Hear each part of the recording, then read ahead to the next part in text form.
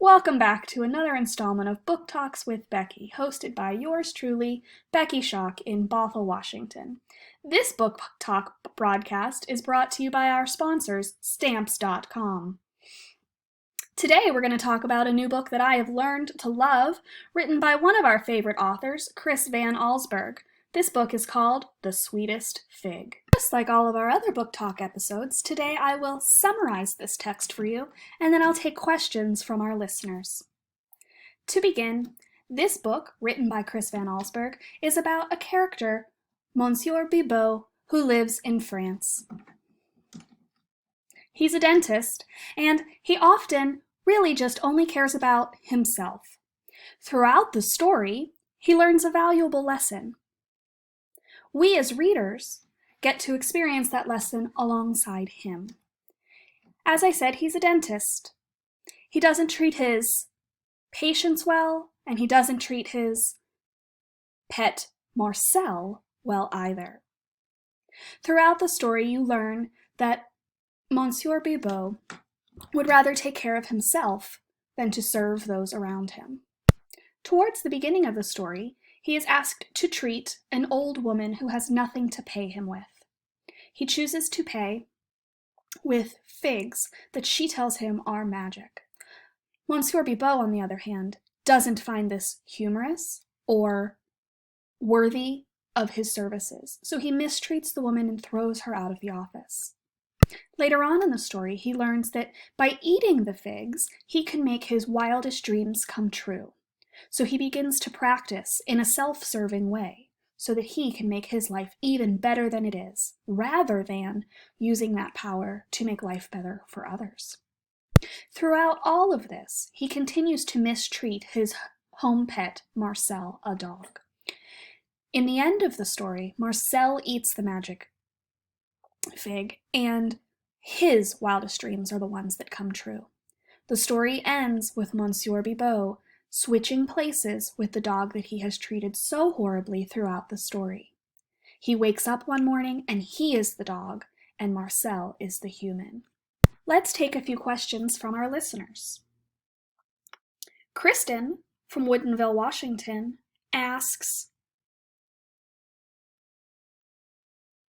what the main lesson in the text is. Well, Kristen, I would have to say that Monsieur Bibot hopefully learns that the way he treats others should really mimic the way he wants to be treated. And if he mistreats others, he cannot expect that they will treat him well. Emma from Kirkland, Washington writes and asks, you say that the book takes place in France. Are there any specific settings that impact the storyline? Well, Emma, that's a great question. In the story, most of it occurs in Monsieur Bibot's house. That's where we get to see the interaction between him and his dog, who he treats very badly. However, there are a few other settings within that Paris, France setting that come along throughout the story. For example, we visit his office where he is a dentist. We also visit the streets between his home, his apartment, and the office where he works, in a rather interesting and amusing part of the story where he wakes up and goes out in only his underwear. And that is the time when he learns that the figs actually work, because the night before he dreamt about being somewhere in his underwear. Our last question comes from Denise from Woodinville, Washington, and she asks, is there a particular conflict and resolution in this story that helps to teach a life lesson or a theme? Well, Denise, that's a good question as well. I would have to say, for me, the big conflict is that Monsieur Bibot just does not know how to treat others. He is unkind and he is self-serving. And I think that that's a conflict with him and the world around him, but it's also a conflict within himself, because typically people act that way when they have some sort of problem of their own.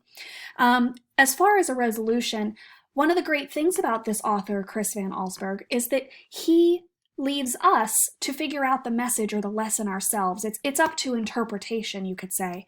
And I would say that really the lesson that comes from this book is that you should be kind to others and serve the people around you instead of just being a self-serving person, because ultimately that comes back and is not good for you either. That's all the time we have for today with Book Talks with Becky. Next week, tune in when we examine and talk about the book The Cool Bean.